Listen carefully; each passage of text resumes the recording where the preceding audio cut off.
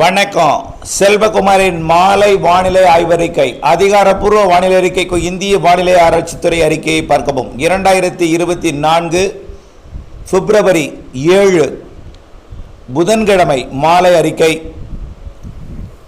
வானிலை அமைப்பு: நிலநடுக்கோட்டுக்கு தெற்கே இருவேறு வலுவான நிகழ்வு உருவாகி இருக்கிற நிலையில் குளிரலை வர இருக்கிறது. இரவிலே குளிரும், பகலிலே கடும் வெயிலுமாக இருக்கும். வரக்கூடிய 10ஆம் தேதி வரைக்கும், அதாவது இன்றைக்கு தேதி 7, இன்னும் 3 நாட்களுக்கு இரவிலே, அதாவது அதிகாலையிலே குளிரும், பனியும், பகலிலே கடும் வெயிலாக இருக்கும். பெரும்பாலும் வெயில் பார்த்தீங்கன்னா மதியத்துக்கு மேல் மாலை நேரத்தில் தான் அதிகமான வெயிலாக இருக்கும். காலை நேரத்தில் சற்று குறைவாக இருந்தாலும் 12:30 மணிக்கு மேல் 3:30-4 மணி வரைக்கும் நல்ல வெயில் காணப்படும்.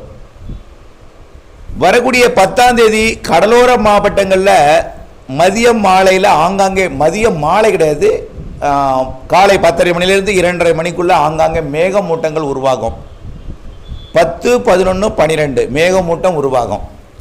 10, 11 2 நாளும் வடகடலோரத்தில் ஓரிரு இடங்களில் தூறல் துளி விடலாம், மழை கிடையாது. 10ஆம் தேதி 11ஆம் தேதி உயரழுத்தத்திலிருந்து வரக்கூடிய அந்த நீராவி காற்று தமிழ்நாட்டில் இருக்கக்கூடிய வெப்பநிலையால் வெப்பசலன மேகம் உருவாகி ஒரு சில இடங்களில் தூறல் துளி விடலாம். 10ஆம் தேதி 11ஆம் தேதி அது வடகடலோர மாவட்டங்கள்லையும் சற்று உள்ளேயும், வடகடலோரம் தான், உள்ளே இருக்காது வடகடலோரம். 10, 11 ஆனால் 10, 11, 12ஆம் தேதி 3 நாளும் மேகமூட்டம் மட்டும்தான் இருக்கும். பெருசாக மழை இருக்காது, மழைக்கு வாய்ப்பில்லை, குறைவான தூறல் மட்டும்தான் இருக்கும். ஆனால் 13ஆம் தேதி கூடுதல் மேகமூட்டம். 13ஆம் தேதி கடலோர மாவட்டங்கள் மற்றும் அதனை ஒட்டியுள்ள உள் மாவட்டங்கள் 13ஆம் தேதி கூடுதல் மேகமூட்டம். 13ஆம் தேதி கடலோர மாவட்டங்களில் ஆங்காங்கே தூறலாம், நனைக்கலாம், ஒரு சில இடங்களில் லேசாக பெய்யலாம். 14ஆம் தேதி மழைப்பொழிவு அனைத்து மாவட்டங்களுக்கும் கிடைக்கும், ஆனால் பரவலாக இருக்காது.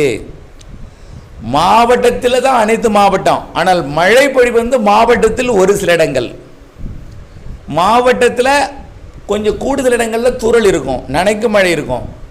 ஒரு சில இடங்களில் லேசான மழை இருக்கும், நனைக்கும் மழை பெரும்பாலும் இருக்கும். ஒரு சில இடங்களில், ஓரிரு இடங்களில் மிதமான அல்லது லேசான மழை பொழிவு இருக்கும். எல்லா மாவட்டத்துக்குமே வாய்ப்புண்டு 14ஆம் தேதி. ஆனால் மாவட்டத்தில் பரவலாக பெய்யாது. பெரும்பாலும் ஒரு 25 அல்லது 10, 15% இடத்துல தான் இருக்கும்.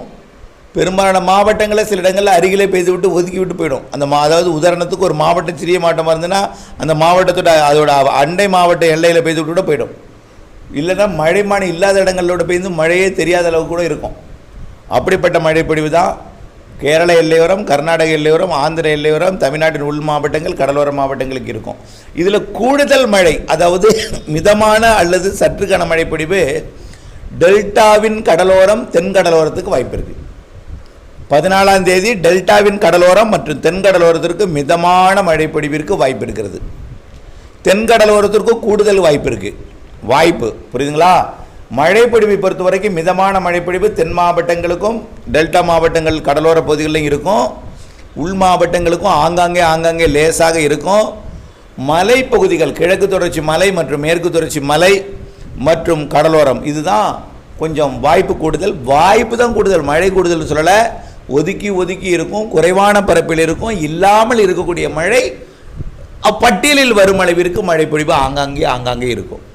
சில மாவட்டங்களில் பட்டியலில் வராமல் மழைமானி இல்லாத இடங்கள் பெய்யலாம். சில மாவட்டங்களில் மழைமானி உள்ள இடத்தில் மட்டும் பெய்துவிட்டு மழைமானி இல்லாத இடங்களில் பெய்யாமல் கூட போய்விடலாம். அப்படித்தான் இருக்கும். புரியுதுங்களா? மிக குறைவான பரப்பில் மழை, ஆனால் அனைத்து மாவட்டங்களுக்கும் வாய்ப்புண்டு. கிழக்கு தொடர்ச்சி மலையோட மலைப்பகுதிகளில் கொஞ்சம் கூடுதல் வாய்ப்பு, கடலோர பகுதிகளிலையும் கூடுதல் வாய்ப்பு. கூடுதல் மழை கிடையாது. வார்த்தைக்கு அர்த்தத்தை புரிந்து கொள்ளுங்கள். வாய்ப்பு தான் கூடுதல், மழை கூடுதல் அல்ல. கடலோர மாவட்டங்களுக்கு கூடுதல் வாய்ப்பு. டெல்டாவின் கடலோரம் மற்றும் தென்கடலோரத்தில் கொஞ்சம் உறுதியாக தெரிகிறது.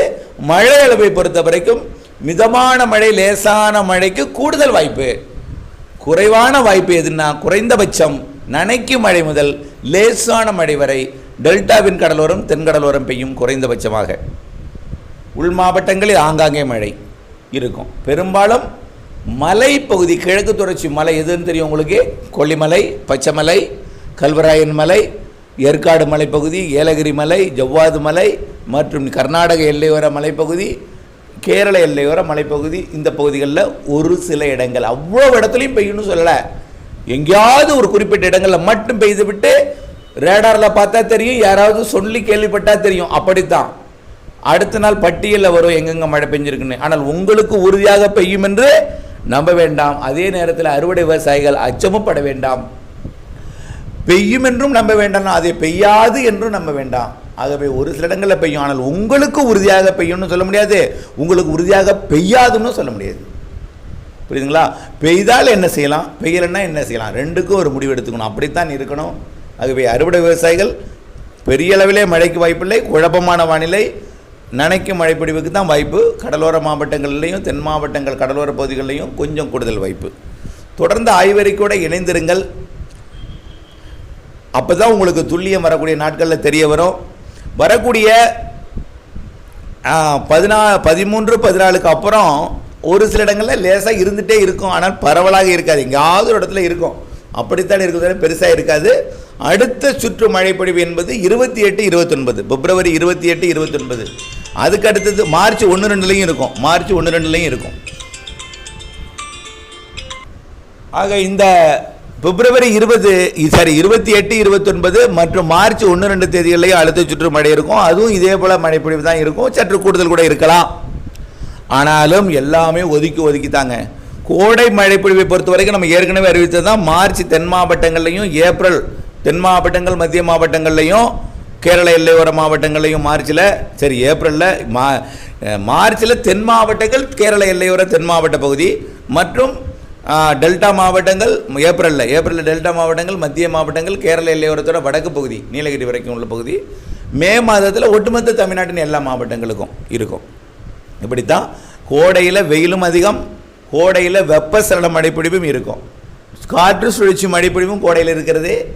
வெப்பம்தான் அதிகமாக இருக்கும், மழைப்பொழிவு குறிப்பிட்ட இடத்துல அதிகமாக இருக்கும். மழைப்பொழிவும் மாலை இரவு மழைப்பொழிவு இருக்கும்.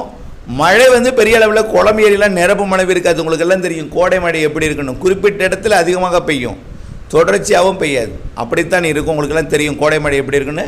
சராசரிக்கு கூடுதல் என்பது கோடையில் உங்களுக்கு மழைப்பொழிவு எவ்வளவு பெய்யுமோ அந்த மழைப்பொழிவிற்கு சற்று கூடுதல் என்பது தான் நம்ம சொல்கிறோம்.